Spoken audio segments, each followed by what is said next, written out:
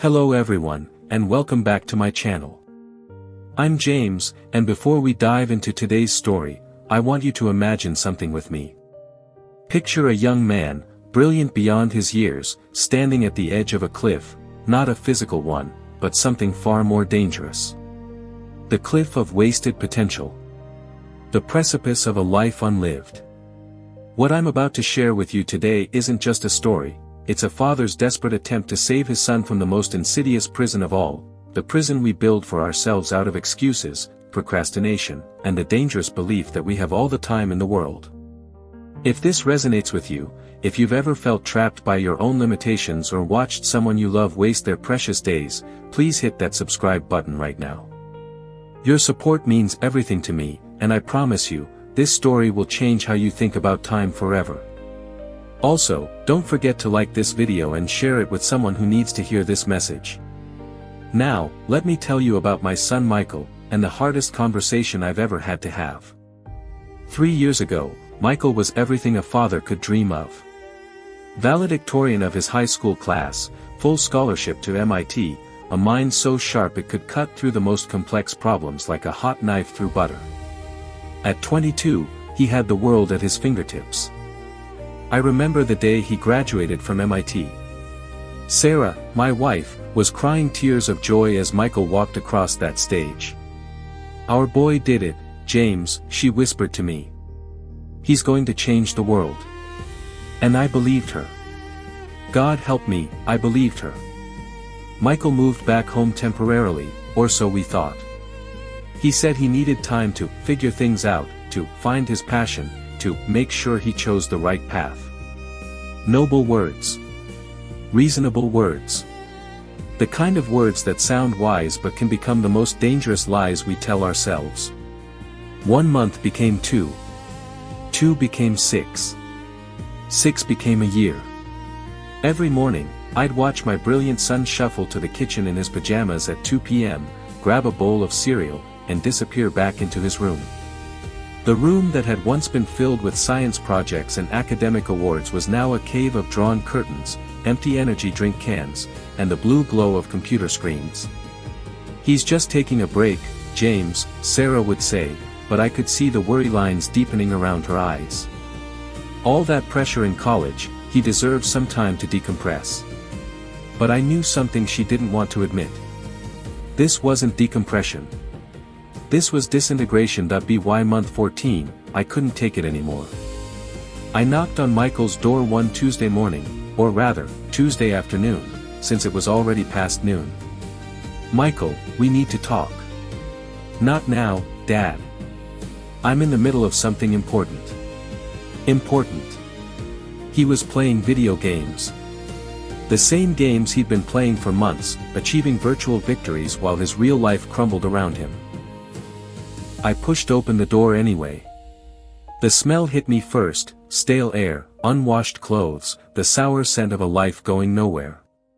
My son, my brilliant son, sat hunched over his computer, eyes bloodshot, stubble covering his once clean face. "Son, you need to get a job. You need to do something with your life." He didn't even turn around.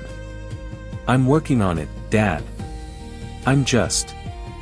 I need more time to figure out what I really want to do. I don't want to rush into something and hate it." Time. That word that would haunt our family for the next year and a half. "Michael, you graduated with a degree in engineering from one of the best schools in the world. Companies would kill to have you." "It's not that simple," he snapped, finally turning around. "You don't understand the job market now.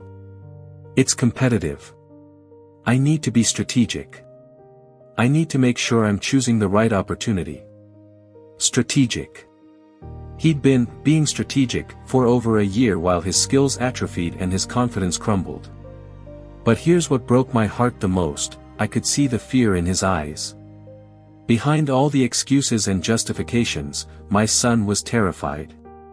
Terrified of failure, terrified of not being perfect, terrified of stepping out of the comfortable prison he'd built for himself.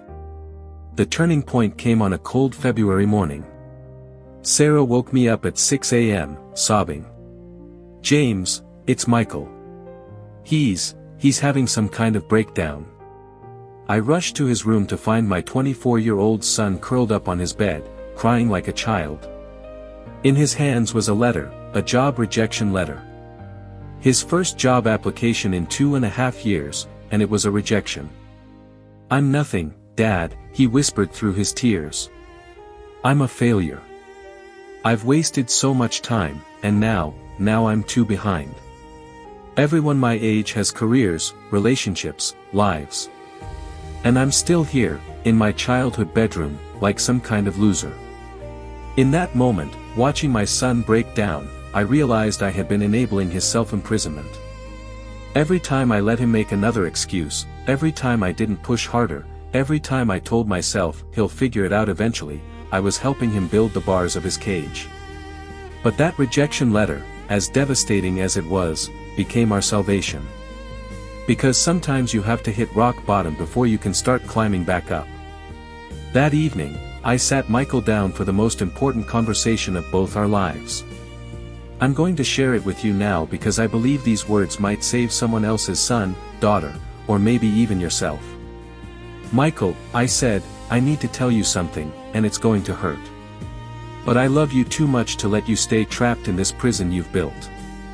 He looked up at me with those hollow eyes, and I almost lost my nerve. Almost. "Son, you're not a prisoner of circumstances. You're not a prisoner of the economy, or the job market, or your perfectionist tendencies. You're a prisoner of your own time. And that's the cruelest prison of all, because you hold the key." "I don't understand," he said quietly. "You think you have all the time in the world to figure it out. You think there's some magical moment when everything will become clear, when the perfect opportunity will present itself, when you'll suddenly feel ready. But that moment doesn't exist, Michael. It never comes. And while you're waiting for it, your life, your precious, irreplaceable life, is slipping away." I pulled out my phone and showed him a calculator app. "You're 24 years old. If you live to 80, you have approximately 20,440 days left. That sounds like a lot, doesn't it? But let's subtract sleeping, that's about 8 hours a day, so now you're down to about 13,600 productive days. Let's subtract weekends and holidays and sick days, now you're looking at maybe 10,000 days that really count." His eyes widened. "Michael, in the 2.5 years you've been figuring it out, you've already spent 912 of those days. Days you'll never get back. Days that could have been building your career, your skills, your confidence, your future." The silence in that room was deafening. "But Dad," he finally said, "what if I choose wrong? What if I take a job and hate it? What if I waste even more time going down the wrong path?" And this is where I shared the wisdom that I'm sharing with you now, dear viewers. Son, the biggest mistake isn't choosing the wrong path.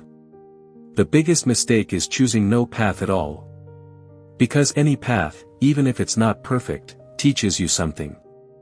Any job, even if it's not your dream job, builds skills and connections and confidence. Any step forward, even if it's in the wrong direction, is infinitely better than standing still.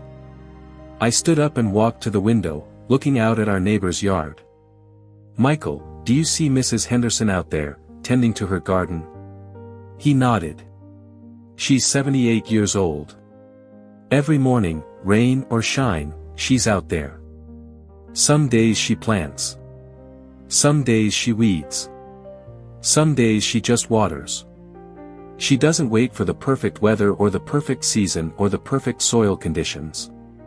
She acts every single day, because she knows that gardens, like lives, are built through consistent action, not perfect planning."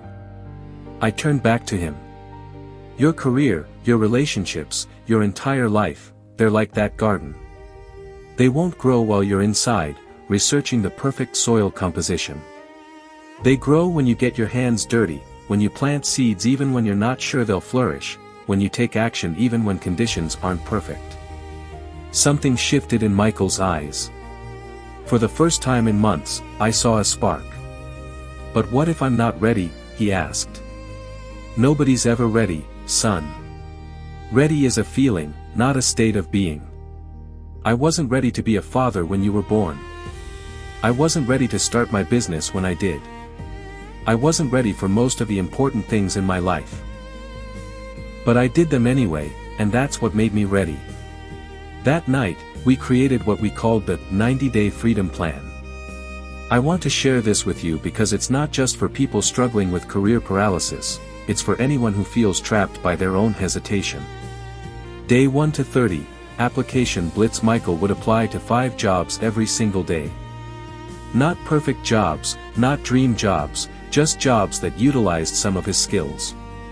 The goal wasn't to find the perfect position, it was to break the paralysis, to prove to himself that action was possible. Day 31 to 60, skill building. While waiting for responses, Michael would spend 2 hours every day learning new skills online. Programming languages, project management, anything that made him more valuable in the job market. Day 61 to 90, network expansion. Michael would reach out to 1 new professional contact every day. Old classmates, professors, industry professionals. The goal was to rebuild the connections he'd let atrophy during his years of isolation. But what if this doesn't work? Michael asked. Then we'll try something else, I told him. But Michael, the beautiful thing about action is that it creates information. Every application teaches you something about what you want or don't want. Every skill you learn makes you stronger. Every person you connect with opens a new possibility. Inaction teaches you nothing except how to be better at being stuck. 3 weeks into the plan, something remarkable happened. Michael got his first interview callback in almost 3 years. It wasn't for his dream job, it was for a junior engineering position at a mid-sized company, with a salary that was probably 30% less than what he could have commanded fresh out of MIT. I don't know if I should take it, he said after the interview went well. It's not really what I studied for, and the pay isn't great. Michael, I said, let me ask you something. How much are you making right now? He looked down. Nothing. And what skills are you building right now? None. And what professional connections are you making right now? Silence. Son, this job isn't your destination. It's your vehicle. It's what's going to carry you from where you are to where you want to be. Perfect is the enemy of good, and good is infinitely better than nothing. He took the job. What happened next was like watching a butterfly emerge from a cocoon. The Michael who had been shuffling around the house in pajamas at 2 p.m. was replaced by a young man who set his alarm for 6:30 a.m., who ironed his shirts the night before, who came home each day with stories about projects and colleagues and challenges overcome. Was it his dream job? No. Was he making the salary he could have commanded 3 years earlier? No. But he was alive again. He was growing again. He was becoming the man I knew he could be. 6 months later, he got promoted. A year later, he moved to a better company with a 40% salary increase. 18 months after starting that, not perfect, job, he was headhunted by a company that offered him exactly the kind of position he had been waiting for during those lost years. But here's the most important part, when I asked him if he regretted not waiting longer for the perfect opportunity, he laughed. Dad, I realize now that there was no perfect opportunity waiting for me. Every opportunity one have now exists because I started somewhere. Because I stopped being a prisoner of my own time. The story I've shared with you today isn't just about careers or job hunting. It's about a fundamental truth that I believe every person needs to understand. Time is not renewable. It's not refundable. It's not infinite. And the greatest tragedy in life isn't failing while trying, it's dying while planning. How many of us are trapped in the same prison Michael was in? How many of us are waiting for the perfect moment to start that business, ask out that person, write that book, take that trip, have that conversation, make that change? We tell ourselves we're being careful, being strategic, being smart. But often, we're just being scared. And we dress up our fear in the respectable clothes of caution and planning. I've lived for over 6 decades now, and I can tell you with absolute certainty, the perfect moment never comes. The stars never align exactly right. You're never fully prepared for the important things in life. But life happens anyway, and it happens to those who show up, not to those who wait for the perfect invitation. So I'm going to ask you, my dear viewer, the same questions I asked Michael. What are you waiting for? What dreams are you postponing? What life are you not living while you wait for the perfect conditions? Maybe you're waiting to start that business until you have enough money saved. But what if enough never comes? What if you could start small, learn as you go, and build it step by step? Maybe you're waiting to pursue that relationship until you're more confident, more successful, more worthy. But what if worthiness comes from taking action despite your fears, not from achieving some imaginary state of perfection? Maybe you're waiting to travel, to create, to take risks, to live fully until when? Until you're older and wiser. Let me tell you something, wisdom comes from experience, and experience comes from action, not from waiting. Here's an exercise I want you to do right now, while you're listening to this. I want you to think about something you've been putting off, something important, something that matters to you, something you've been telling yourself you'll do, when the time is right. Got it? Good. Now I want you to honestly assess, how long have you been telling yourself you'll do this someday? 6 months? A year? 5 years? Every day you wait is a day you'll never get back. Every someday that passes without action is a small death of possibility. And the cruel irony is that the longer you wait, the harder it becomes to start, because the weight of all that waiting time makes the task seem more monumental than it actually is.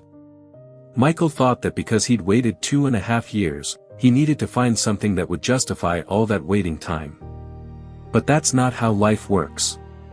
Past time is gone whether you acknowledge it or not. The only time that matters is the time you have right now, in this moment, to make a different choice. So here's what I want you to do. Before this video ends, before you get distracted by the next shiny thing on your feed, before you tell yourself you'll think about it later, I want you to take one small action toward that thing you've been putting off. Not a perfect action. Not a complete action. Just one small, imperfect step. If you've been thinking about starting a business, spend 10 minutes researching business registration in your area. If you've been wanting to learn a skill, sign up for one online course or watch one tutorial video. If you've been meaning to improve your health, do 10 push-ups right now or throw away one unhealthy item from your kitchen. If you've been postponing that difficult conversation, send one text message to schedule it. The size of the step doesn't matter. What matters is that you're moving. What matters is that you're breaking the pattern of waiting. What matters is that you're choosing action over analysis paralysis. When Michael finally broke free from his prison of procrastination, the effects rippled out far beyond just his career. His confidence returned. His relationships improved. His mental health rebounded. His entire life trajectory changed. But it started with one small action, submitting that first job application. Your life can change too, starting with whatever small action you take today. Because here's what I've learned, courage isn't the absence of fear, it's action in the presence of fear. And every time you act despite your fear, you become a little bit braver, a little bit stronger, a little bit more free. The prison doors are unlocked. They always have been. The only thing keeping you trapped is the belief that you need permission to leave, that you need to be perfect before you start, that you need to have it all figured out before you take the first step. But you don't need permission. You don't need perfection. You just need to take one step, then another, then another. As I finish this story, I want to make you the same promise I made to Michael on that cold February night when we started his 90-day plan. Your past does not define your future. The time you've spent waiting, worrying, or wandering is not wasted if you use it as fuel for action moving forward. Every day you have left, and I hope you have many thousands of them, is a chance to write a different story. You are not too old, too young, too inexperienced, too qualified, too late, or too early. You are exactly where you are, when you are, with what you have. And that's enough to begin. The world needs what you have to offer. It needs your ideas, your energy, your unique perspective. But it can't receive these gifts while they're locked away in the prison of someday. Today, Michael is 27 years old. He's married to a wonderful woman he met through a colleague at that imperfect first job. He owns his own home. He's being considered for a promotion that would make him the youngest department head in his company's history. And most importantly, he's happy. Not perfect, not without challenges, but genuinely, deeply happy. None of this would have happened if he had continued waiting for the perfect moment. So let me leave you with the words I said to him that night, the words that became the title of this video, the words I hope will set you free. My son, never be a prisoner of your time. Time is the most democratic resource we have, everyone gets the same 24 hours each day. But what separates those who thrive from those who merely survive is what they do with those hours. Don't wait for time to be right for you. Make yourself right for the time you have. The door to your prison is open. All you have to do is walk through it. If this story resonated with you, if it made you think about your own relationship with time and action, please let me know in the comments below. Tell me what you've been putting off and what small step you're going to take today. I read every single comment, and I want to celebrate your courage with you. Also, please tell me where you're watching from. I love connecting with people from all around the world. Whether you're in New York or New Delhi, Tokyo or Toronto, I want to say hello and thank you for being here. If you know someone who needs to hear this message, maybe they're stuck in their own prison of procrastination, maybe they're struggling with taking that first step, please share this video with them. Sometimes all someone needs is to know they're not alone in their struggle and that change is possible. And if you haven't already, please subscribe to this channel. I share stories like this one every week, stories about real people overcoming real challenges, stories that remind us what's possible when we choose courage over comfort, action over analysis. Until next time, remember, your time is now. Your moment is this moment. Your life is waiting for you to claim it. Thank you for watching, and I'll see you in the next video.